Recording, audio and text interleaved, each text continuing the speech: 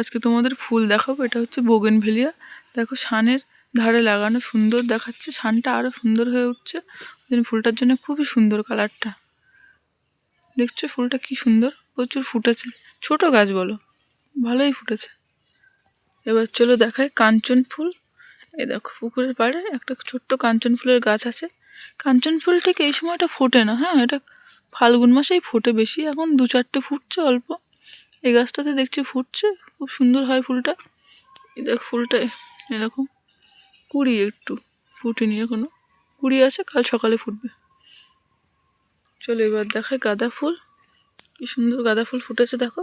এটা একটু লাল গাঁদা, কি সুন্দর দেখো ফুলটা, লাল লাল। আরও আছে দেখো, প্রচুর গাছ আছে এখানে।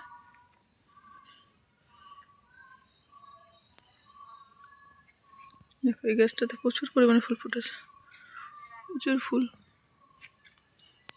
সুন্দর দেখাচ্ছে, গাছটা পুরো ভরে আছে ফুলে। চলো এবার তোমাদের দেখায়, এটা হচ্ছে নভেম্বর ডিসেম্বর ফুল। এই দেখো কি সুন্দর ফুটেছে ফুলটা।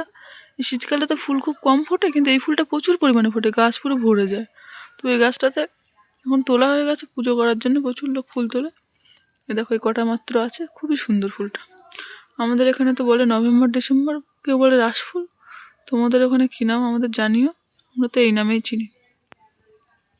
এটা দেখো হচ্ছে রঙ্গনা। রঙ্গনাতে কুড়ি আছে, ভালো একটা ফোটেনি। যখন ফোটে তখন ভরে যায় রঙ্গনার গাছ। এই দেখো একটাতে রঙ্গনা। এই তোমাদের আজকে দেখালাম প্রচুর ফুল আমাদের বাড়ির। তোমাদের কেমন লেগেছে জানিও।